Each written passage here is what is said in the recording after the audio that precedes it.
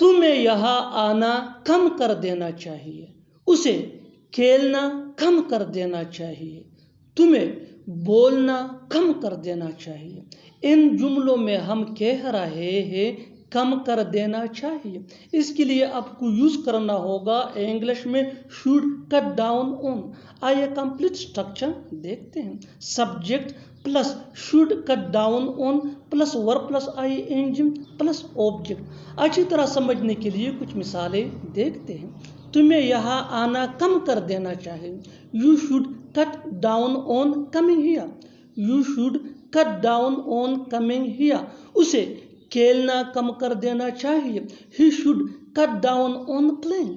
He should cut down on playing.